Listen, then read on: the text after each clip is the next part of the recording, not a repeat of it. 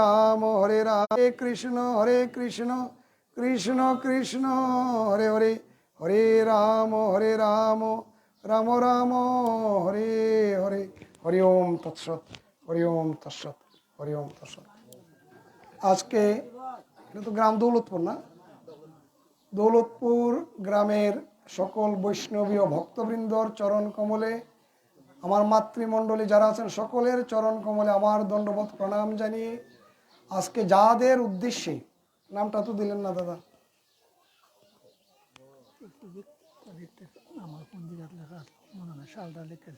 আচ্ছা ঠিক আছে, নাম তো ঠিক আছে, নাম ঠিক আছে তো।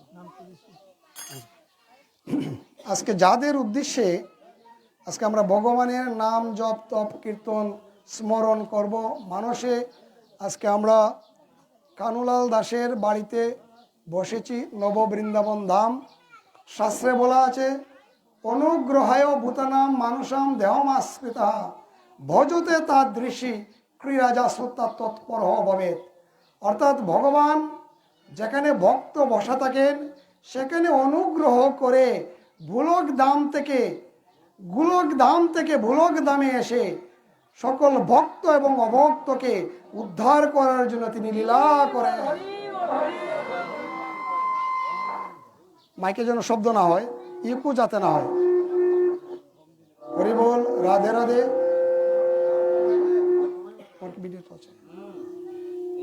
রাধে রাধে, সাউন্ড যেন অতিরিক্ত না হয় আর কি। মাতৃদেবী দুর্গারানী দাস, গোত্র আলিম্মন, মৃত্যু 89 সাল। পিতৃদেব দীনদয়াল দাস, আলিম্মান গোত্র, মৃত্যু 11/2011 সাল। পিতা মাতার উদ্দেশ্যে আজকে আমরা এখানে ভগবানের নাম কীর্তন করব, ভগবানের মুখনিঃসৃত বাণী শুনব। এটা সকলেরই জন্য। এইখানে আপনারা যারা ভক্তবৃন্দ বসে আছেন, এখানে যার যার কাজ করবেন, এসেছে আমরা একটা উদ্দেশ্যে, পিতৃদেব এবং মাতৃদেবের মঙ্গলার্থে। তার তদীয় পুত্রগণ সেই আয়োজন করেছেন, কিন্তু আমরা যে এখানে বসেছি আমাদের নিজ নিজ মানসে, নিজ নিজ রাস্তা, অর্থাৎ ভুলক থেকে গোলক ধামে যাওয়ার যে রাস্তাটা, সেটা আমরা নিজেদের জন্যই তৈরি করার জন্য এখানে এসেছি। বলা আছে শাস্ত্রে যে ভগবান যেখানে নববৃন্দাবন ধামে প্রবেশ করেন সেখানের যত ভক্তবৃন্দ আসেন সকলেই ভগবানের কৃপাধন্য হন। রাধে রাধে। সকলে সেই অনুষ্ঠানগুলোতে আসতে পারে না। আপনাদের মতন পরম সৌভাগ্য ভক্তবৃন্দ আজকে এখানে বসার সুযোগ পেয়েছেন, সেই জন্য আমি নিজেকে অতি দীনহীনভাবে আপনাদের সামনে বসেছি। আমি ভক্ত সঙ্গ করব বলে মানুষে এখানে এসেছি। আমি আপনাদের জন্য জ্ঞানে পাণ্ডিত্যে তেমন কোনো বড় কিছু নই। আমার চেয়ে আপনারা অনেক ভালো জানেন, বুঝেন। হয়তো কৃপা করে আমাকে এখানে বসিয়েছেন বিদায় ভগবানের দুটি কথা বলার জন্য মনস্থ করেছি। আপনারা মনোযোগ সহকারে শুনবেন, সময় খুব কম। আচ্ছা, আমরা শুরু করি গীতার 4th অধ্যায় জ্ঞান যুগ থেকে। ভগবান জ্ঞান যুগে বলেছেন, আমরা সকলেই জানি সেই শ্লোকটি, সকলেই জানি। কিভাবে জানি? যে যদা যদা হি ধর্মস্য গ্লানির্ভবতি ভারত অদ্ভুতানম অধর্মস্য তদাত্মানম সৃজাম্যহম পরিত্রাণায় সাধূনাম বিনাশায় চ দুষ্কৃতম ধর্ম সংস্থা আপনার্থায় সম্ভব আমি উগে উগে। আচ্ছা, কথাটার অর্থ আমরা সকলেই জানি কিনা? জানি তো, যে ভগবান বলেছেন এই কথায় যে যখনই ধর্মের গ্লানি ঘটে, অধর্ম বেড়ে যায়, তখনই আমি যুগে যুগে অবতীর্ণ হয়ে সাধুদের রক্ষা করি আর অধর্মকে বিনাশ করি। আচ্ছা, এই কথাটা বিশ্বাস হয় কিনা? এখানে বসে কথাটা বলবেন না, কথাটা বিজ্ঞান সম্মত কিনা এবং বিশ্বাস হয় কিনা। ভগবান এসেছিলেন দাপর যুগে, অর্থাৎ আজ থেকে 5253 বৎসর আগে। আর এর পরে কি আর ভগবান আসেন নাই? এসেছেন, এখনো এসেছেন, বর্তমানেও ভগবান বিরাজমান আছেন। প্রমাণ প্রমাণ আপনারা পাবেন এখনই। কিভাবে পাবেন? কলিযুগে এসেছেন কে? শ্রী চৈতন্য গৌরাঙ্গ মহাপ্রভু। রাধাভাব কান্তিমণি নিয়ে ভগবান কৃষ্ণকে কিভাবে ডাকা যায় সেই ভাব নিয়েই ভগবান শ্রী চৈতন্য গৌরাঙ্গ মহাপ্রভু রূপে কলিযুগে অবতীর্ণ হয়েছিলেন। আর এরপরে কি আর ভগবান আসেননি? যুগে যুগে যে কথাটা বলেছেন গীতায়, গীতার সত্যতা প্রমাণ আছে। পুরুষোত্তম যুগবতার শ্রী শ্রী ঠাকুর অনুকূল চন্দ্র তিনি আসেননি? মানব জাতির কল্যাণের জন্য তিনি ভগবানের অংশ হিসেবে এসেছেন কিনা? এসেছেন। রামকৃষ্ণ পরমহংসদেব এসেছেন, আরও এসেছেন স্বামী বিবেকানন্দ, এসেছেন প্রণবানন্দ, ময়ূষী নারী আনন্দময়ী। শুনেছেন কিনা আপনারা নামগুলো? অনেকেই শুনেছেন, অনেকেই শুনেন, আজকে শুনে নিবেন। যুগে যুগে আসছেন, প্রত্যেকেরই তো অনেকেই মন্ত্র নিয়েছেন না, গুরু দীক্ষা নিয়েছেন কিনা? আমিও যেমন নিয়েছি, আপনারাও নিয়েছেন। প্রত্যেকের গুরুদেবই কিন্তু যার যার কাছে তার তার গুরুদেব কি? ভগবান। তাহলে ভগবান এই যে গীতায় বলেছেন, যদা যদা হি ধর্মস্য গ্লানির ভবতি ভারত অদ্ভুতানাম অধর্মস্য, এই অধর্মস্যকে দূর করার জন্যই তো ভগবান আমাদেরকে গুরু দীক্ষা নিয়ে, গুরুকে ভগবান মেনে আমরা যেন এই বৈতরণী পার হতে পারি, সেই শিক্ষাটাই দিয়ে গেছেন গীতার মাধ্যমে ভগবান অর্জুনের মাধ্যমে সকল মানব জাতিকে। কথাটা কি মিথ্যা? সত্য, এটাই সত্য। ভগবান যুগে যুগে আসছেন, এসেছিলেন, আসছেন, ভবিষ্যতে আসবেন। গীতার বাণী তাহলে তো মিথ্যা হয়ে যাবে, ভগবানের বাণী তো মিথ্যা হতে পারে না। কারণ ভগবান এখানে এই প্রেসিডেন্টের চেয়ারে বসা। যেমন উদাহরণ দিলে বুঝতে পারবেন, আমরা বাংলাদেশের আইন অনুযায়ী বঙ্গভবনে থাকেন কে? মহামান্য রাষ্ট্রপতি। তিনি যখন বাড়িতে যান, ওনাকে যদি কেউ নাম ধরে ডাকে ওনার ক্লাসমেট, কোনো সমস্যা নাই। কিন্তু বঙ্গভবনে আসলে তাকে বলতে হবে মহামান্য রাষ্ট্রপতি। তদ্রূপ গীতার আসরে বসলে ভগবান উবাচক। আর কোনো ধর্মে এই কথা, কোনো ধর্মগ্রন্থে লেখা নাই সেই কথা। শুধু একমাত্র সর্ব উপনিষদ গাবদুগ্ধা গোপালনন্দন পার্থ বৎস সুধীর ভুক্তা দুগ্ধম গীতামৃতম মহৎ। এই গীতার মধ্যে ভগবান প্রেসিডেন্টের চেয়ারে বসা বলেছেন ভগবান উবাচ। আর সব জায়গাতে আছে সুত উবাচ, ঋষি উবাচ, শ্রীকৃষ্ণ উবাচ আছে, কিন্তু গীতার মধ্যে বলা আছে ভগবান উবাচ। তাহলে এখানে ভগবান স্বয়ং পূর্ণ ব্রহ্মরূপে শঙ্খ চক্র গদাপদ্মধারী বসে অর্জুনকে শিক্ষা দিয়েছেন। কি শিক্ষা?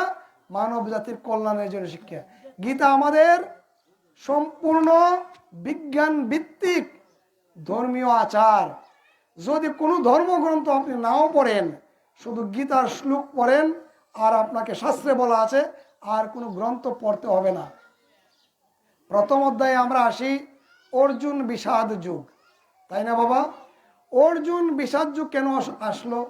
এটা দ্বিতীয় অধ্যায়ে তো যেতে পারতো, সাংখ্য যুগে তো যেতে পারতো। কেন অর্জুন বিষাদ যুগ? আমাদের সকলেরই মনের মধ্যে আসলে বিষাদে ভরা। কিভাবে বিষাদে ভরা? যদি আমাকে জিজ্ঞেস করেন যে আপনি কেমন আছেন প্রভু, বলবো আমি ভালো নেই। আপনাকে যদি জিজ্ঞেস করি বাবা আপনি কেমন আছেন, বলবেন না রে বাবা আমিও ভালো নেই।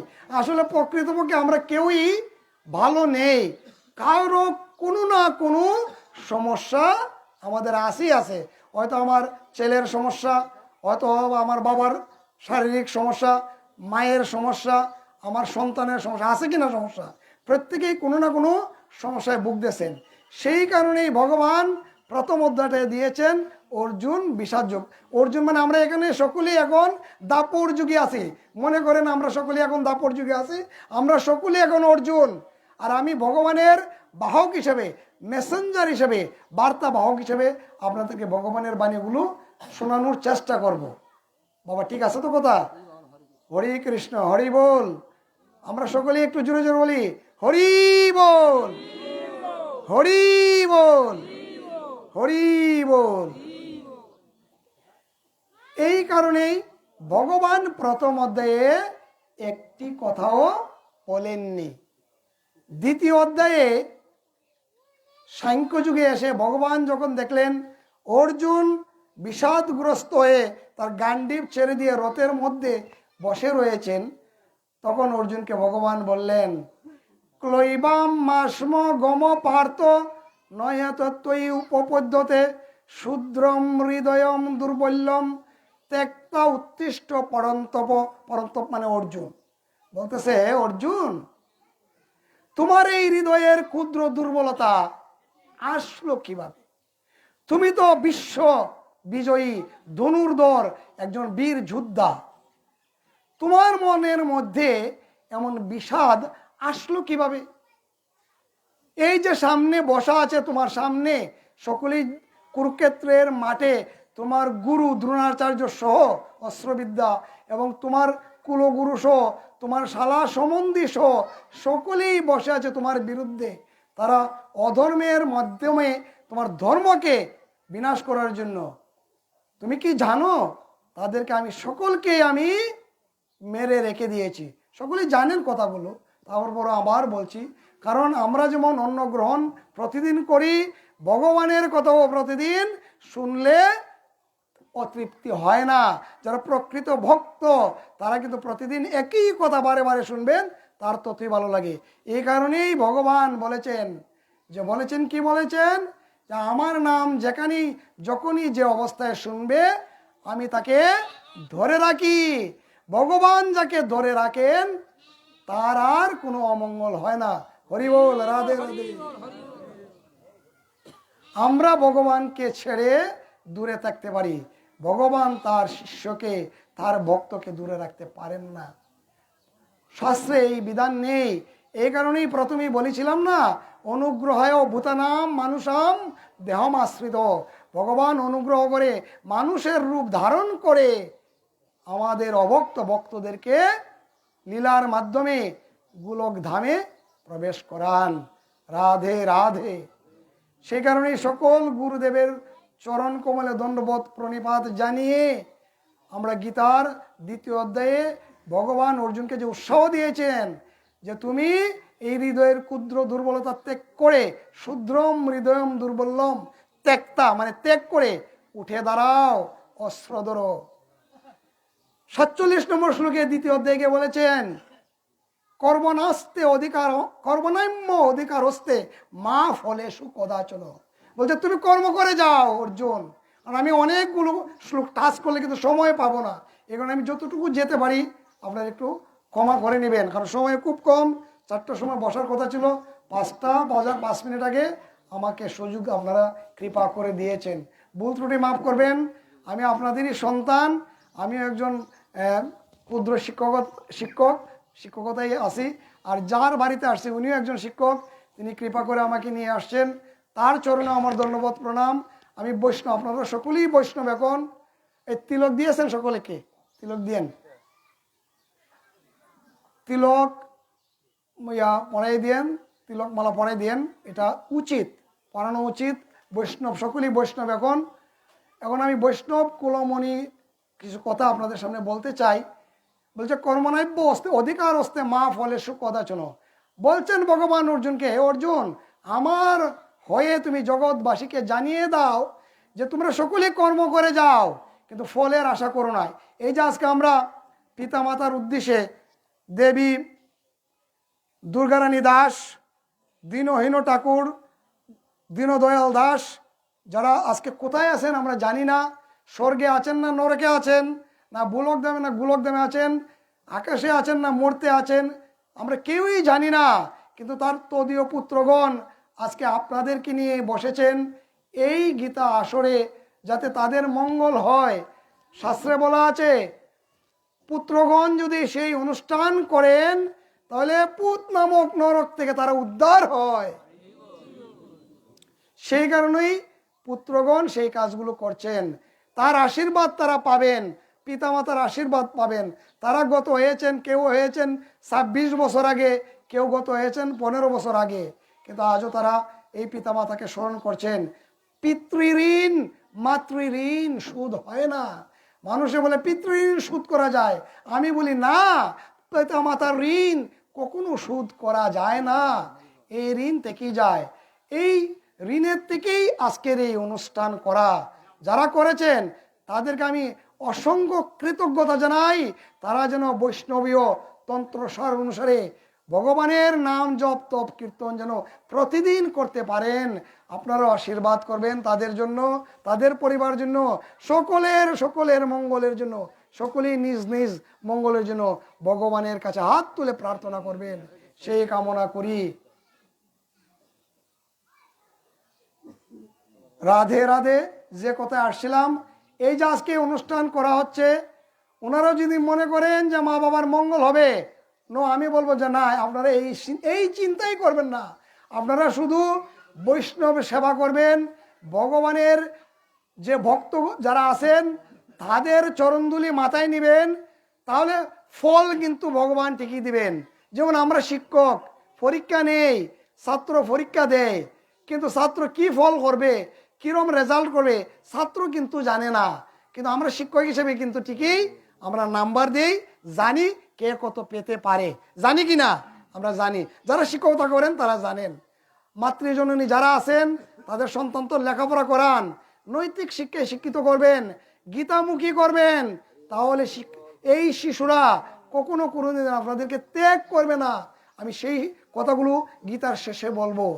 আমরা আসি তৃতীয় অধ্যায়ের দিকে। তৃতীয় অধ্যায় কি বলছেন? কর্মযোগ। ভগবানকে অর্জুন প্রশ্ন রেখেছিলেন দুইটি। কয়টি বাবা বলছি? দুইটি প্রশ্ন করেছিলেন যে জনার্দন, হে অনাদির আদি, আপনি বলুন যে কর্মযুগে এসে কোনো ব্যক্তির কর্ম করা ভালো না কর্ম ত্যাগ করে আপনার ভজনা করা ভালো? এর মধ্যে শ্রেষ্ঠ ভক্ত কে?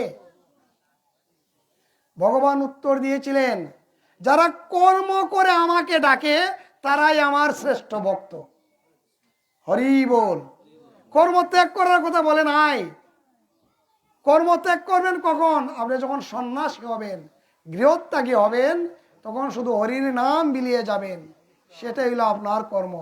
আর এখন যেহেতু কর্মে আছেন, আপনার যে যে কর্ম অর্পিত করা আছে যার যার উপরে ভগবান দিয়েছেন, আপনার কপালে লিখে দিয়েছেন যে কর্ম, সেই কর্ম আপনাকে করতে হবে, সেটাই আপনার ধর্ম।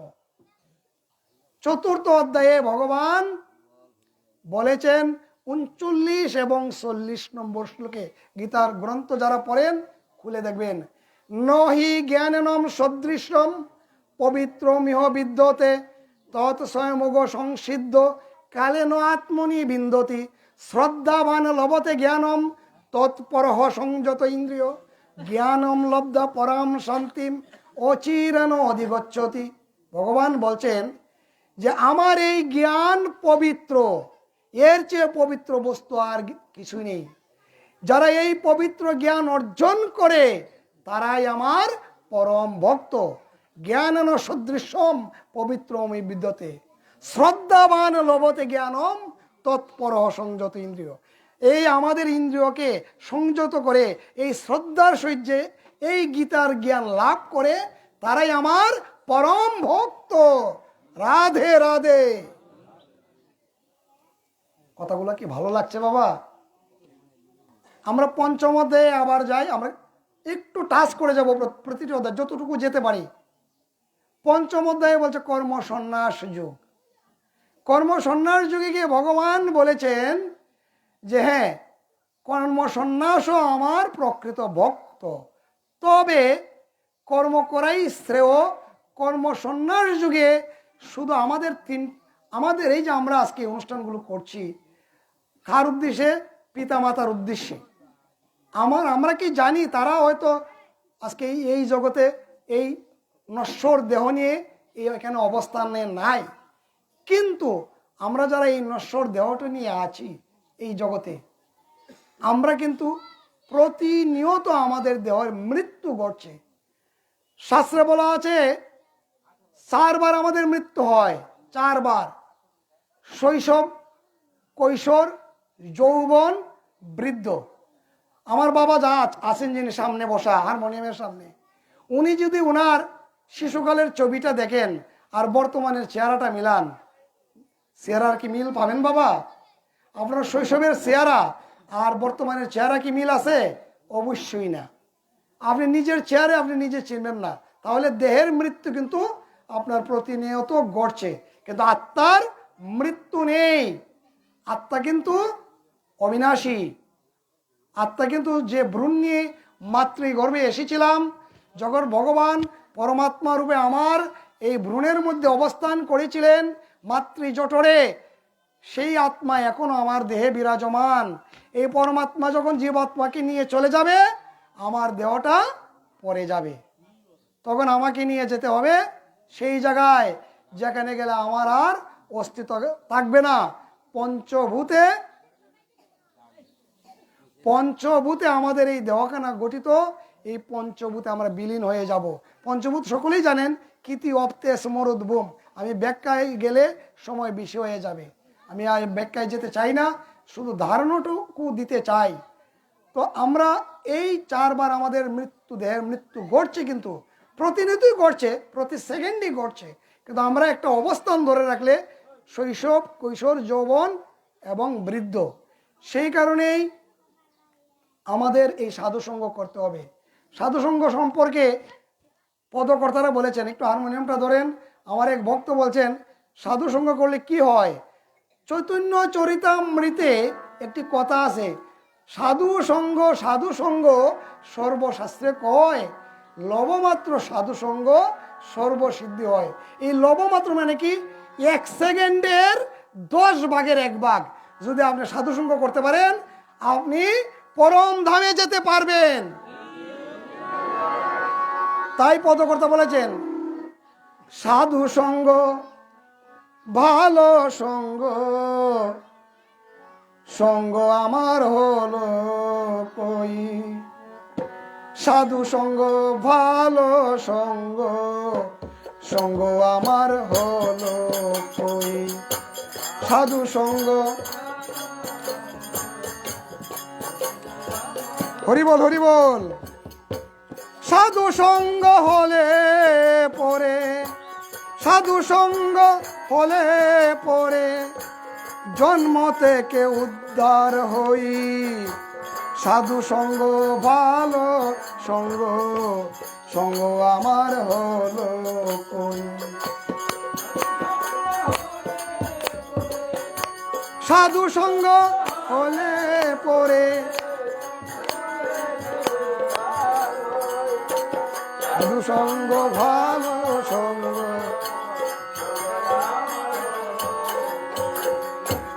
মুখে বলি হরি হরি, অন্তরেতে জুয়া চুরি। মুখে বলি হরি হরি, মুখে বলি হরি হরি, অন্তরেতে জুয়া ছুরি। মুখে বলি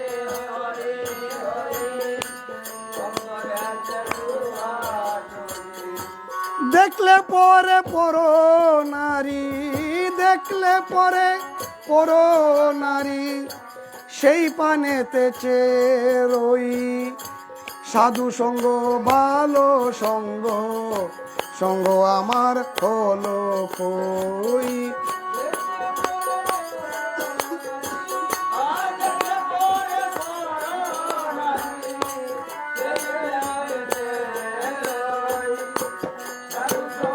ভালো সঙ্গ, সঙ্গ আমার হলো কই।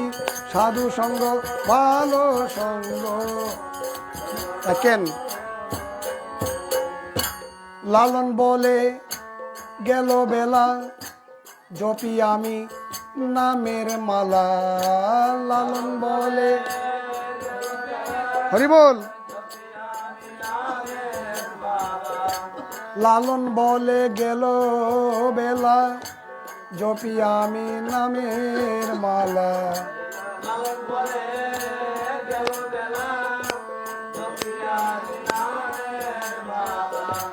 নিত্য জপি কাঠের মালা, নিত্য জপি কাঠের মালা, মন মালাটা জপলাম কই।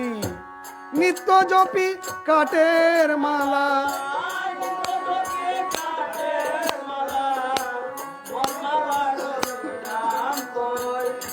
সাধু সঙ্গ ভালো সঙ্গ, সঙ্গ আমার হলো কই। সাধু সঙ্গ ভালো সঙ্গ, সঙ্গ আমার হলো কই। কথাগুলো একটু কম করে বললাম কারণ সময় খুব কম। এই কারণে ওই শ্রী শ্রী ঠাকুর অনুকূল চন্দ্র বলেছেন নামের মালা জপ করতে হবে। এই নামের মালা কিভাবে জপ করতে হবে, যারা ইষ্টবিধি জপ করেন তারা জানেন যে কি বলে। তারা বলেন কর রে মন, চার রে মন ভবের আশা, অজপা নামে কর নেশা। কথাটা কি ঠিক কিনা? অজপা নাম করতে হবে এই অন্তরের মধ্যে। অজপা নাম আপনার এই দেহ শুদ্ধ করলেন কিভাবে? স্নান করে, সাবান দিয়ে ঘষে পরিষ্কার করে আপনার দেহখানি শুদ্ধ করলেন। অন্তরটা শুদ্ধ করবেন কিভাবে? অন্তর যে অপবিত্র হয়ে রয়েছে এটিকে সাবান দিয়ে করা যাবে বাবা? করা যাবে না তো। সেই অন্তরটাকে শুদ্ধ করতে হলে এই নামের মালা জপ করতে হবে। কাঠের মালা জপ করলে হবে না। আমি প্রায়ই পাঠে বলে থাকি যে আমরা অনেকেই কাঠের মালা জপ করি, বলি হরে কৃষ্ণ কৃষ্ণ কৃষ্ণ। কই গো সুলতার মা, ওই তরকারিটা জাল দিছুনি, হরে কৃষ্ণ কৃষ্ণ কৃষ্ণ হরে হরে হরে নম হরে নম। কই গো এই মুখের বাপ, ব্যাগটা বাজারও লইয়া যাইও, বাজার করে নিয়ে আইসো। কই কিনা গো মা? কই নাম জপি কাঠের মালা, কিন্তু অন্তরে কিন্তু মনের মালা জপি না। সেই কারণেই নামের মালা জপ করলেও ভগবান আমাদের কথা শুনে না। আমরা মাঝে মাঝে প্রায়ই শুনি, আমরাই বলি হে ভগবান তোমাকে কত ডাকি, কত কিছু করি তোমার জন্য, তোমার জন্য প্রতিদিন ঠাকুর ঘরে গিয়ে নিত্য সেবা দে। আজকে কি আমারই কত বড় ক্ষতিটা হয়ে গেল, তুমি কি করতে পারলে? ভগবানকে দোষ দিতে আমাদের কোনো সমস্যা নাই। এখন ভগবান তো সামনে এসে আর ধরে না, এই বেটা তুই আমার দোষ দেশ কেন। কিন্তু আমি যে নিজে কত বড় অপরাধী সেটা কিন্তু আমি নিজেই বুঝি না। কতটুকু সময় দিই বলেন তো ভগবানকে?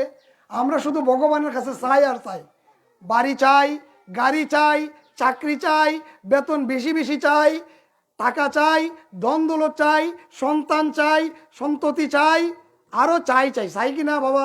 মিথ্যা বলছি আমি কতগুলো? যদি মিথ্যা বলে থাকি আমার অপরাধ ক্ষমা করবেন। আমরা শুধু ভগবানের কাছে চাই।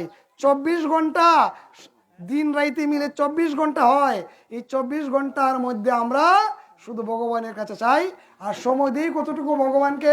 মাতৃজননী এই দিকে এগিয়ে আছেন, মাতৃজননীদেরকে বলছি আপনারা কিন্তু আমাদের মতো, আমার যে বাবা যারা আছেন, আমি আসি তো তাদের সাথে আমিও আসি, আমরা কিন্তু ঠাকুর ঘরে সময় দিই কম। আপনারা সেই দিকে ভাগ্যবান, ভাগ্যমতী। আজকে আপনারা দাপর যুগের ললিতা বিশোকা সকলেই উপস্থিত আছেন। আপনারা কৃষ্ণের নাম জপ করেন বেশি বেশি, আমরা কিন্তু কম করি। কিভাবে? যারা আমরা দোকানে ব্যবসা করি অথবা খেতে খামারে যাই, আমরা ধূপকাঠিটা নিয়ে হরি বল, শেষ। কয় মিনিট? 1 মিনিট হয় নাই। আবার ঠাকুর ঘরে গিয়ে হরি বল। যারা করেন তো করে নেই, যারা ম্যাক্সিমামই করেন না, ম্যাক্সিমামই এই অবস্থাটা আমরা দেখতে পাচ্ছি। সর্বোচ্চ সকাল আর বিকালে মিলে সর্বোচ্চ আমরা 10 মিনিট দেই। সময় গেল 24 ঘন্টা, দিলাম ভগবানকে 10 মিনিট। কিন্তু আসার সময় বলে এসেছিলাম ভগবানকে যে হে প্রভু তুমি আমাকে জেলখানা থেকে মুক্তি দাও। মায়ের জঠরে যখন ছিলাম, জেলখানায় ছিলাম, হে প্রভু আমাকে জেলখানা থেকে মুক্তি দেন। আমি শুধু এসে আপনার 16 আনা নিয়ে এসেছিলাম, 18 আনা করে নিয়ে আমি আপনার কাছে ফিরে আসব।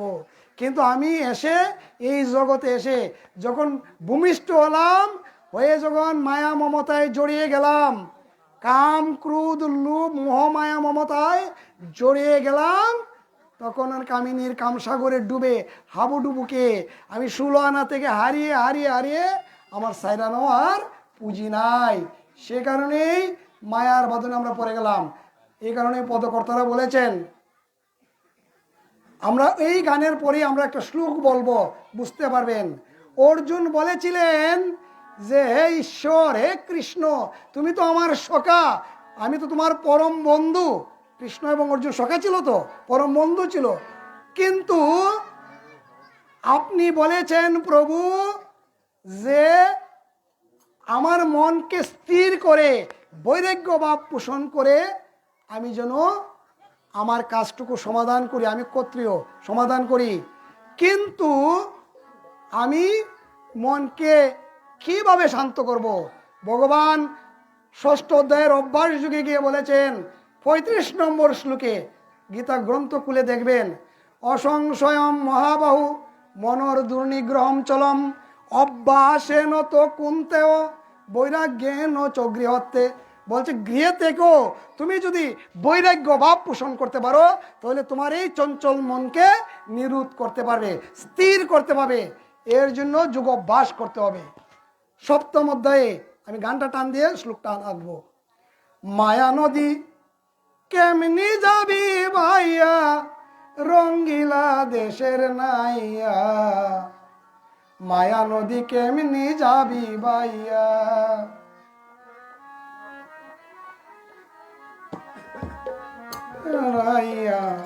মায়া নদী কেমনি যাবি ভাইয়া, মায়া নদী কেমনি যাবি ভাইয়া, রঙ্গিলা দেশের নাইয়া, মায়া নদী কেমনি যাবি ভাইয়া। স্কেলটা মিলতেছে না। রঙ্গিলা দেশের নাইয়া, মায়া নদী কেমনি যাবি ভাইয়া। ও নাইয়া রে,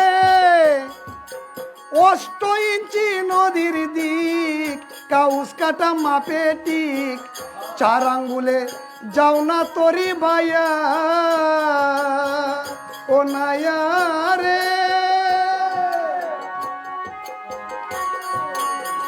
8 ইঞ্চি নদীর দিক, কাউস কাটা মাপে টিক, 4 আঙ্গুলে যাও না তরি ভাইয়া। তুমি বেউসারে পারি দিলে রে নাইয়া,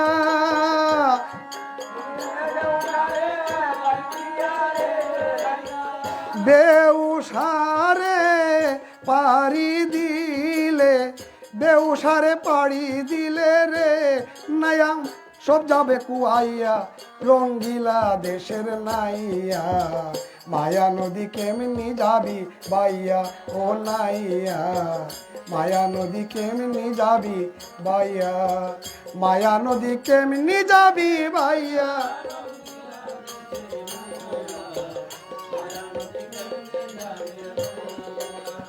ও নাইয়া রে, ওই না নদী রাকে বাখে, কুমির উঠে ঝাঁকে ঝাঁকে, ভাগে ফেলে খাইবে গিলিয়া। এই কুমিরগুলো হলো মায়া, কাম, ক্রোধ, লোভ, মোহ, মমতা। কুমির উঠে ঝাঁকে ঝাঁকে, ভাগে ফেলে খাইবে গিলিয়া। তুমি গুরুর কাছে মন্ত্র নিয়া রে নাইয়া,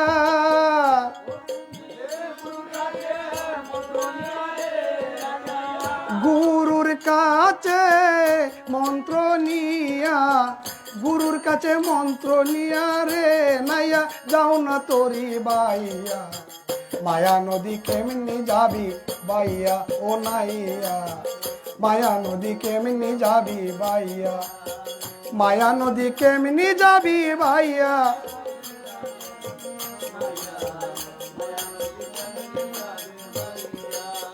ও নাইয়া রে, ওই না নদীর হুমার চুটে, পার ভাঙ্গিয়া পানি ঢুকে, কত সাধুর বাগান গেল রে বাসিয়া। ও নাইয়া রে, ওই না নদীর হুমার চুটে, পার ভাঙ্গিয়া পানি ঢুকে, সাধুর বাগান গেল রে বাসিয়া। কত মায়া নদী, কত সাধুর বাগান বাইসা গেল রে নাইয়া।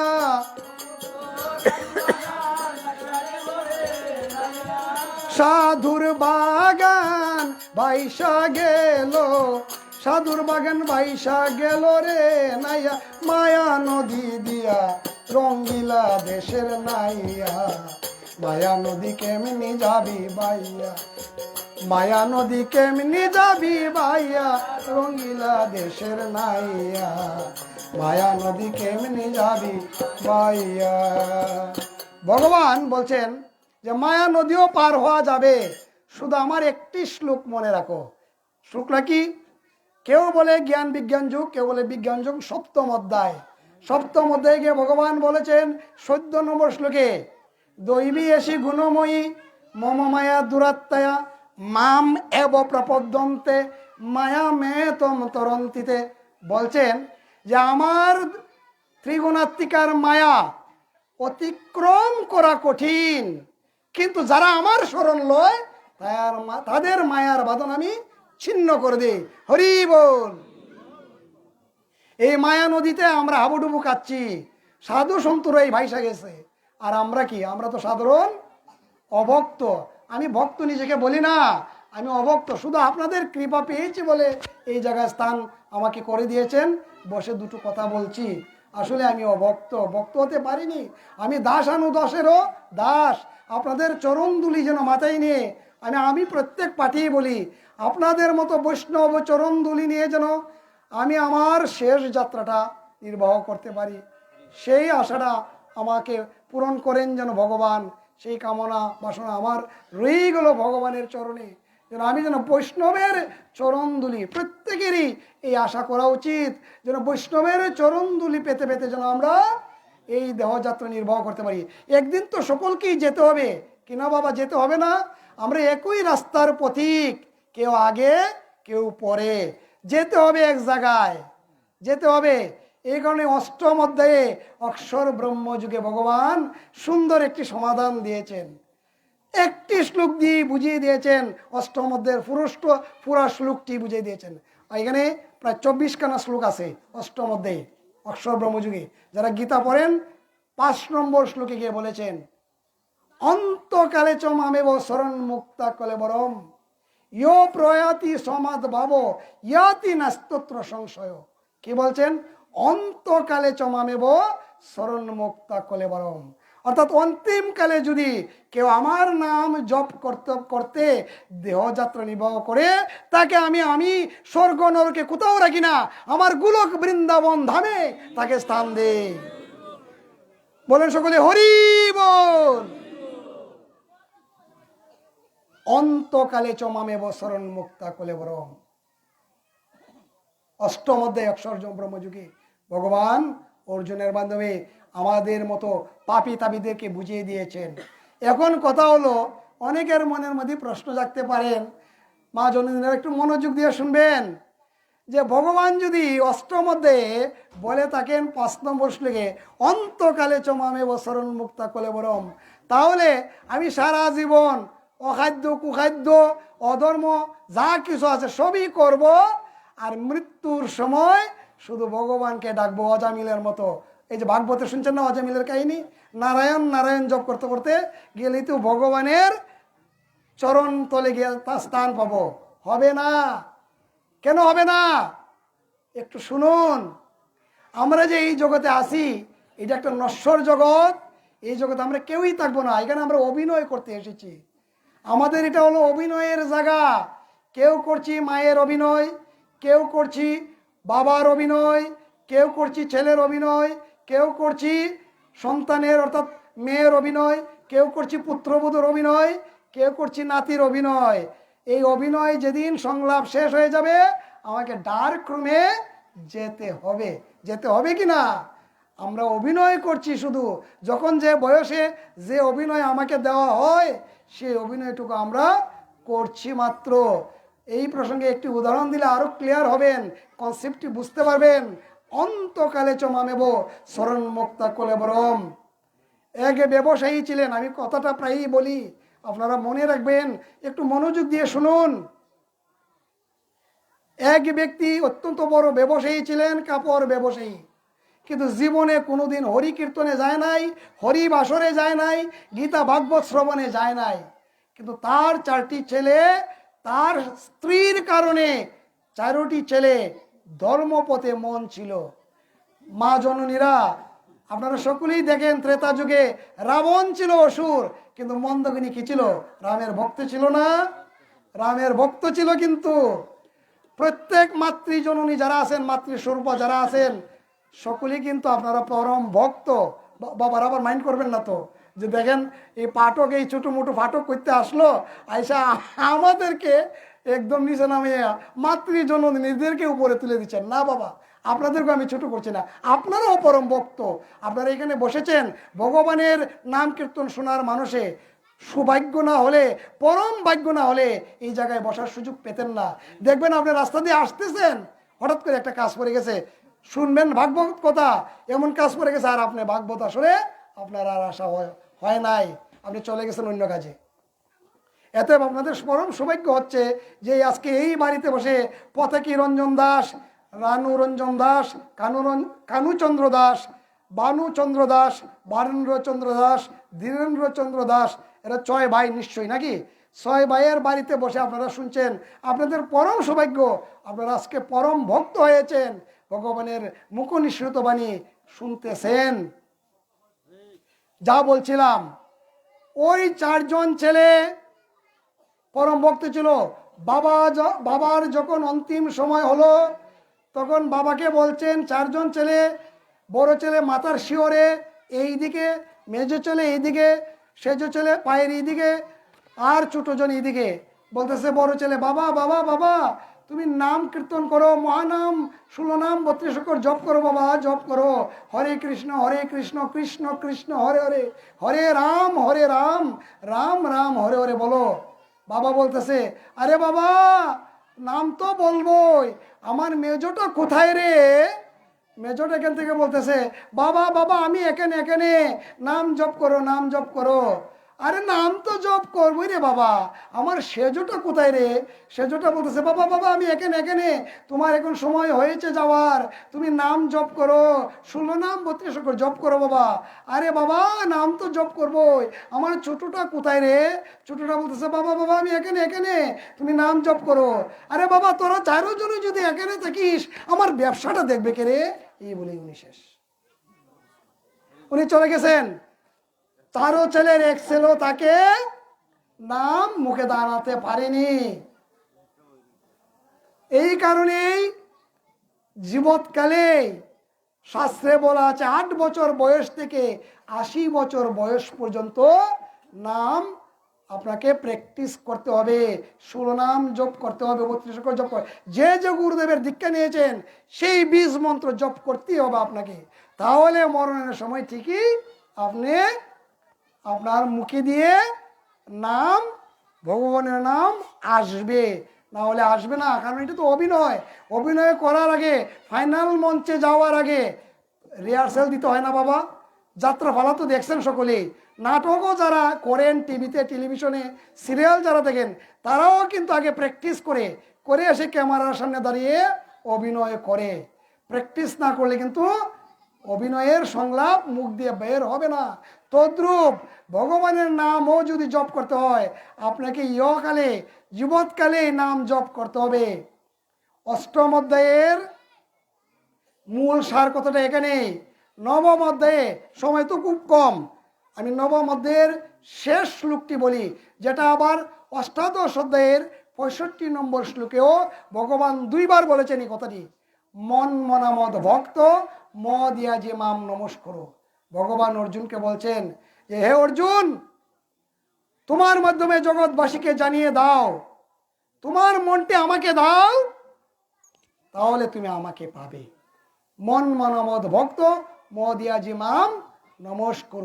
তুমি আমাকে নমস্কার করো, তোমার মনটা আমাকে দাও, আমার কাছে সারেন্ডার করো, আত্মসমর্পণ করো, তাহলেই তুমি আমাকে পাবে। সেই কারণেই গুরুদেবের কত, আমাকে আর সময় আছে নাকি শেষ করে দেব? কানুদা আমি কি শেষ করে দেব? যাই হোক, শেষের প্রতি আসি, এখন অনেক সময় হয়ে গেছে, আমাদের তো যেতে হবে। আমি যে কথাটা বলছিলাম যে আমরা চৈতন্য চরিতামৃত থেকে 2টি কথা বলতে চাই। চৈতন্য চরিতামৃতে বলছেন যে আমরা দেখেন কিভাবে কৃষ্ণ নাম জপ করতে চাই। রাধে রাধে বলেন, কিছু বলবেন? বলেন।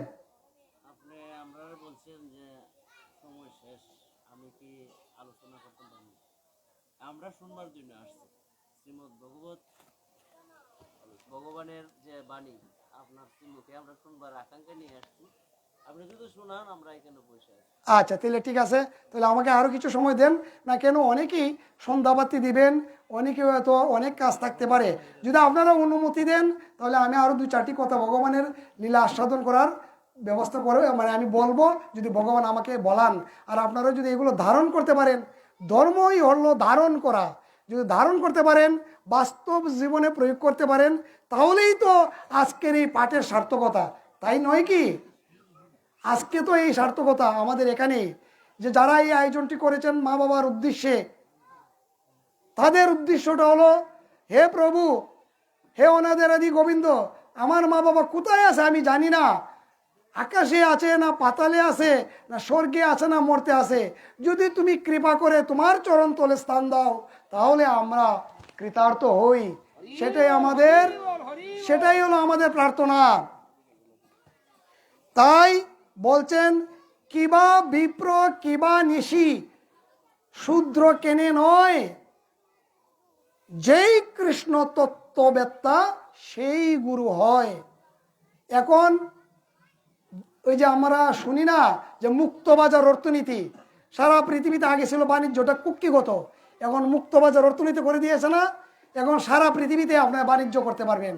তদ্রূপ ভগবান গীতার মাধ্যমে এখন শূদ্র মুচি চণ্ডাল ক্ষত্রিয় বৈশ্য ব্রাহ্মণ সকলের কাছে গীতা ছড়িয়ে দিয়েছেন। আগে ব্রাহ্মণরাই শুধু গীতা পড়তো, এখন কিন্তু আর সেইটা নাই। এখন শূদ্র আরো বেশি গীতা ভক্ত হয়েছেন, গীতা পাঠক হয়েছেন কিনা? শূদ্র আরো বেশি হয়েছেন। আগে একটা শ্রেণীর মধ্যে আবদ্ধ করে রাখা হয়েছিল, যে কারণে আমরা গীতার অনেক কিছুই অনেক তত্ত্ব আমরা জানতে পারতাম না, আজকে আমরা জানতে পেরেছি, জানার সৌভাগ্য আমাদের হয়েছে। গীতায় নবম অধ্যায়ে বলেছেন ভগবান, ইয়ৎ কুরুষি ইয়ৎ অশ্নাসি ইয়সি জহসি ইয়ৎ তপস্যাসি কন্ত তৎকুরুষ মদ অর্পণম। তুমি যা করো, যা অষ্টাশি মানে যা খাও, যা দান করো, যা তপস্যা করো, সব কিছু আমার নাম নিয়ে করো, আমার নাম নিয়ে করো। গীতায় ভগবান নবম অধ্যায়ে গিয়ে বলেছেন। আমরা অনেকেই প্রশ্ন করেন আমাদেরকে, আমরা তো ছোট পাঠক, তবে আমি স্টাডি করি, গীতা নিয়ে গবেষণা করি, গীতার প্রতিটি শ্লোক আপনাদের আশীর্বাদে মানে মিলিয়ে দেখি বাস্তব জীবনের সাথে কতটুকু মিল আছে। দেখলাম গীতার একটি শ্লোকও আমাদের বাস্তব জীবনের বাহিরে নয়। গীতা এখন বিভিন্ন ইউনিভার্সিটিতে পড়ানো হয়, যারা শিক্ষিত আছেন তারা ইউটিউবে চার্জ দিয়ে দেখবেন যে বিভিন্ন ইউরোপ কান্ট্রির বিভিন্ন দেশে গীতা গ্রন্থখানি সর্ব উপনিষদ গাবদুগ্ধ এই গোপালনন্দন পার্থ বৎস সুধীর বুগ্ধ গীতাম মৃতম দুগ্ধম মৃতম মহৎ, এই গীতা গ্রন্থখানি সারা পৃথিবীর বিভিন্ন ইউনিভার্সিটিতে এখন অ্যানালাইসিস হচ্ছে, গবেষণা হচ্ছে, পড়ানো হচ্ছে। গীতার উপরের মলাটটি শক্ত, ভিতরটি কোমল, রসে টস টস করছে। যেমন ইক্কু সিনন্ত ইক্কু, আমরা যে রাগ বলে কুশ্বের বলে কি না, কুশ্বের উপরে একটা শক্ত, ভিতরে সাবা দিলেই কি হয়, রস বেরোয়। তদ্রুপ এই গীতা গ্রন্থখানি অত্যন্ত শক্ত উপর দিয়ে, কিন্তু ভিতরে আপনি যখন ঢুকবেন রস আস্বাদন করতে পারবেন। সেই কারণেই বলছিলাম, গীতায় অনেকেই প্রশ্ন করে, আমি কথাটা আবার হারিয়ে যাব, মনে থাকতে বলে ফেলি। অনেকেই প্রশ্ন করেন, যদি গীতা গ্রন্থই পড়লে সকল সর্ব উপনিষদ ও গাবদুগ্ধা, সকল উপনিষদের শ্রেষ্ঠ উপনিষদ, বেদের চেয়ে শ্রেষ্ঠ বলা হয়েছে গীতাকে। বেদ যদিও শ্রেষ্ঠ, আমাদের ধর্মগ্রন্থে কলিযুগে গীতাই হইল সর্বশ্রেষ্ঠ গ্রন্থ। কেন বলা হয়েছে? আমাদের আয়ু কম, আমাদের সময় কম, বেদ গ্রন্থ অত্যন্ত কঠিন, উপনিষদ আরও কঠিন, এবং অমল পুরাণ শ্রীমদ্ ভাগবত অনেক শ্লোক, 18,000 শ্লোক, পড়ার সময় কই, 700 শ্লোকই তো আমরা সময় পাই না। এই কারণে বলছেন যে যদি গীতার একটি শ্লোক পড়ে দিনের কার্য শুরু করেন, ভগবান বলছে আমি তার সাথে সবসময় নিত্য যুক্ত থাকি। ধরুন যে কথাটা বলেছিলাম, আমি আবার হারিয়ে যাবো বলছি। অনেকেই প্রশ্ন করে, যদি ভগবান কৃষ্ণের পূজা করি তাহলে আমরা মনসা পূজা, দুর্গা পূজা, লক্ষ্মী পূজা, সরস্বতী পূজা, বিভিন্ন পূজা করি কেন, করব কেন? গীতায় কিন্তু সমাধান দিয়েছেন। গীতায় সমাধান দিয়েছেন 7ম অধ্যায়ের 21 নম্বর শ্লোকে, ইয়ো ইয়ো ইয়াম ইয়াম তনু ভক্ত শ্রদ্ধায়া অর্চিতম ইচ্ছতি তৈশ্য তৈশ্য অচলাম শ্রদ্ধাম তাম এব বিদদামি অহম। কি বলছেন? যে যে ব্যক্তি যে যে ভাব নিয়ে যে সকল দেব দেবীর পূজা অর্চনা করে, প্রকৃতপক্ষে তারা আমারই পূজা করে। উদাহরণ দেওয়ার সময় খুব কম। আমাদের সনাতন ধর্ম অত্যন্ত বিজ্ঞান ভিত্তিক এবং অত্যন্ত গণতান্ত্রিক। ছোট্ট উদাহরণ দেই, বুঝতে পারবেন। আমার শিক্ষিত ভাই আছেন এখানে, আমার স্যার আছেন, এই বাড়িরও স্যার আছেন, আমিও শিক্ষকতা করি। একটু আপনারাও শিক্ষিত, আপনারা কিন্তু অশিক্ষিত না। বলছেন যে ওই যে চৈতন্য চরিতামৃতে বলছেন, কিবা বিপ্র কিবা নেশি শূদ্র কেনে নয়, যেই কৃষ্ণ তত্ত্ববেত্তা সেই গুরু হয়। গুরু যদি নিরক্ষরও থাকে, সে যদি কৃষ্ণর ভক্ত হয়, সেই পরম গুরু। আপনারা এখানে শিক্ষিতের চেয়ে কোনো অংশে কম নয়। যারা লেখাপড়া কম জানেন তাদের উদ্দেশ্যে বলছি। বলতে পারেন যা ওনারা তো শিক্ষিত, ওনারা বুঝবেন, আমি বুঝবো না। No, never. এখানে মূর্খ বলতে কোনো শব্দ নেই। আমাদের শাস্ত্রে বলা হচ্ছে নিরক্ষর থাকতে পারে, কিন্তু সে জ্ঞানীও হতে পারে। নিরক্ষর জ্ঞানী হয় কিনা, বিচারকের মধ্যে দেখবেন অনেকে লেখাপড়া জানে না, কিন্তু MA পাস ছেড়েও সে ভালো বিচার করতে পারে, পারে কিনা? তাহলে সে জ্ঞানী না, সে জ্ঞানী ভক্ত। ভগবান বলেছেন 4 রকম ভক্ত আমার আছে, অর্থার্থী, জিজ্ঞাসু এবং জ্ঞানী ভক্ত। এর মধ্যে সর্বশ্রেষ্ঠ ভক্ত হলো জ্ঞানী ভক্ত। আপনাদের মধ্যে অনেকেই আছেন জ্ঞানী ভক্ত, যে জ্ঞান আমারও নাই। সেই কারণেই বলছিলাম, দেখেন আমাদের সনাতন ধর্ম, আমরা যে সনাতন ধর্মের জন্মগ্রহণ করেছি, আমি মনে করি, আমি নিজেকে মনে করি যে আমি একটি শ্রেষ্ঠ ধর্ম পেয়েছি, শ্রেষ্ঠ ধর্মগ্রন্থ পেয়েছি। আমি শ্রেষ্ঠ ধর্মে জন্মগ্রহণ করেছি। আমি সনাতন ধর্ম নিয়ে গর্ববোধ করি, আপনারাও করবেন। উদাহরণ দিলেই বুঝতে পারবেন। এই বাচ্চারা একটু কথা কম বলো, রেকর্ড হচ্ছে কিন্তু সারা পৃথিবীর মানুষ এটা দেখছে। আপনাদের এই দৌলতপুরে আজকে আমরা এই যে নব বৃন্দাবন ধামে কথা বলছি, সারা পৃথিবীর মানুষ কিন্তু এটা কিন্তু দেখছে এবং দেখবে। এটা থাকবে অনেক দিন, এটা ইউটিউবে যাবে, সেই কারণে অনেক দিন থাকবে আপনাদের এই প্রোগ্রামটি। এত কথা আমরা একটু কম বলি, শিশুদেরকে একটু যেন একটু শান্ত রাখার চেষ্টা রাখি। আচ্ছা, গণতন্ত্র একটু ধারণা দিই, শুধু একটু ধারণা দেব, তাহলে আপনারা বুঝতে পারবেন সর্বকিছু। ধরেন আপনাদের এই এলাকায় একটা স্কুল নির্মাণ করবেন, বিদ্যালয় স্থাপন করবেন। আপনি কি প্রাইম মিনিস্টারের দ্বারা গেলে স্কুলটা বানাতে পারবেন? পারবেন না। সরাসরি প্রাইম মিনিস্টারের দ্বারা যেতে পারবেন না, আপনাকে যেতে হবে শিক্ষামন্ত্রীর কাছে। কথাটা কি বললাম বুঝতে পারছেন? শিক্ষামন্ত্রীর কাছে যেতে হবে। শিক্ষামন্ত্রী যদি তার পর্যবেক্ষক দল দিয়ে গবেষণা করিয়ে দেখেন যে এখানে একটা স্কুল করা যাবে, তাহলে উনি ফরওয়ার্ডিং করে দিবেন প্রাইম মিনিস্টারের কাছে। প্রাইম মিনিস্টার অনুমোদন দিলে স্কুল হবে। বুঝতে পারতেছি। আমরা একটু সংক্ষিপ্ত করে নেব, যেহেতু কাঁচা রাস্তা, একটু মাফ করবেন, ক্ষমা করবেন। যদি আরেকদিন সময় পাই আলোচনা বিশদ করার চেষ্টা করব, সময় যদি বেশি পাই। তো আমি এটা দিয়ে শেষ করতে চাই। তাহলে আমাদের শিক্ষামন্ত্রীকে, আমাদের সনাতন ধর্মের শিক্ষামন্ত্রীকে দেবী সরস্বতী, অর্থমন্ত্রীকে লক্ষ্মী দেবী, সেনাপতিকে কার্তিক, বুঝাইতে পারতেছি? প্রাইম মিনিস্টারকে দেবী দুর্গা, প্রেসিডেন্টকে অনাদিরাদি গোবিন্দ। তাহলে গণতান্ত্রিক কিনা বলেন? গণতান্ত্রিক কিনা? তাহলে আমরা 9ম অধ্যায় 10ম অধ্যায় হইল ভগবানের স্বরূপ বিশ্লেষণ, 10ম অধ্যায়ে, 11দশ অধ্যায়ে বিশ্বরূপ দর্শন, 12দশ অধ্যায়ে ভগবান যে 2-1টি কথা বলেছেন, আমি এই একটি শ্লোক বলে সার অংশটি বলে শেষ করতে চাই, যদি কৃপা করেন। দিনেও ডাকতেছে, এত আমি একটু ভয়ও করছে, কাঁচা রাস্তা তো, আসছি বাইক নিয়ে, এত আমাকে সকলে ক্ষমা করবেন।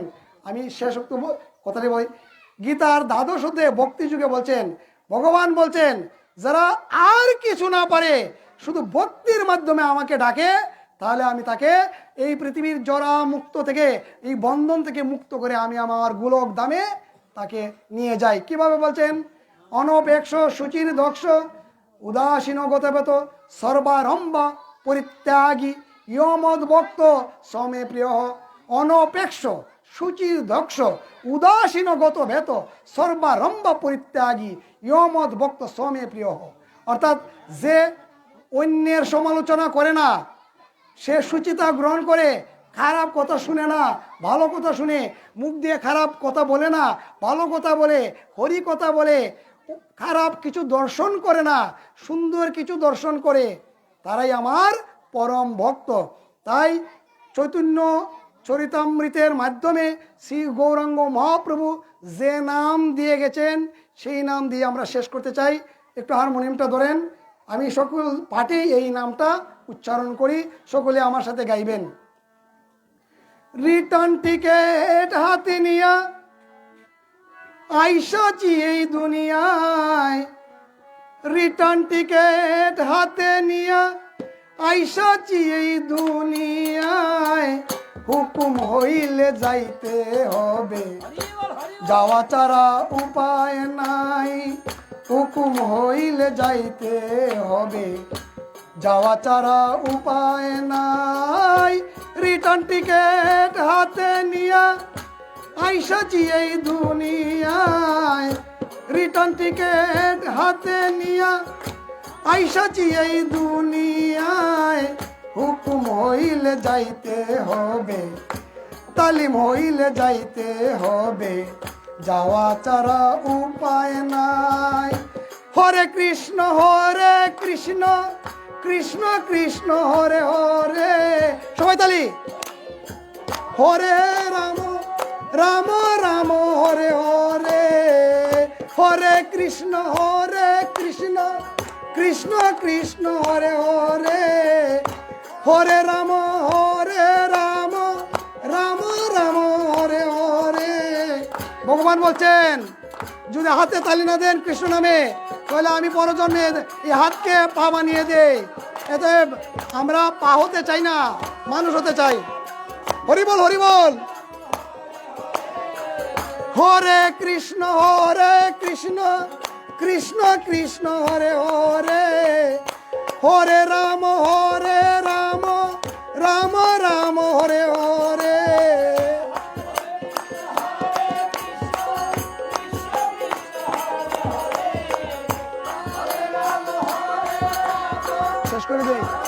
শেষ করে দেই কৃষ্ণ রে কৃষ্ণ কৃষ্ণ কৃষ্ণ হরে হরে, হরে রাম রাম রাম হরে হরে। জয় জয় রাধেশ্যাম, জয় জয় রাধেশ্যাম, জয় জয় রাধেশ্যাম। জয় শ্রী চৈতন্য গৌরাঙ্গ মহাপ্রভু কি, জয় শ্রী নিত্যানন্দ প্রভু কি, গোলক বৃন্দাবন ধাম কি, নব বৃন্দাবন ধাম কি, আপন আপন গুরুদেব কি, আপন আপন গুরুদেব কি। যারা ভক্তগণ আয়োজন করেছেন তাদের উদ্দেশ্যে মঙ্গল কি। জয় জয় রাধেশ্যাম, জয় জয় রাধেশ্যাম। জয় শ্রী কৃষ্ণ চৈতন্য প্রভু নিত্যানন্দ, শ্রী অদ্বৈত গদাধর শ্রীবাসাদি গৌর ভক্তবৃন্দ। হরে কৃষ্ণ কৃষ্ণ কৃষ্ণ হরে হরে, হরে রাম রাম রাম হরে হরে, হরে কৃষ্ণ কৃষ্ণ কৃষ্ণ হরে হরে, হরে রাম রাম রাম হরে হরে, হরে কৃষ্ণ কৃষ্ণ কৃষ্ণ হরে হরে, হরে রাম রাম রাম হরে হরে। হরি ওম তৎসৎ, হরি ওম তৎসৎ, হরি ওম তৎসৎ। সকলে আমার সাথে বলবেন একটা মন্ত্র, আপনারা সকলেই নিয়ে যান। একম শাস্ত্রম দেবকী পুত্র গীতম, এক দেবকী পুত্র এব, এক মন্ত্রস্য নামানি ইয়ানি কর্মপেক্ষম তস্য দেবস্য সেবা। আমাদের নাম যেন এক, আমাদের গোলক ধামের বৃন্দাবনের প্রতি যিনি, তার নাম কীর্তন যেন হয় এক। হরে কৃষ্ণ মহামন্ত্র জপ করবেন। সকলেই ভালো থাকবেন।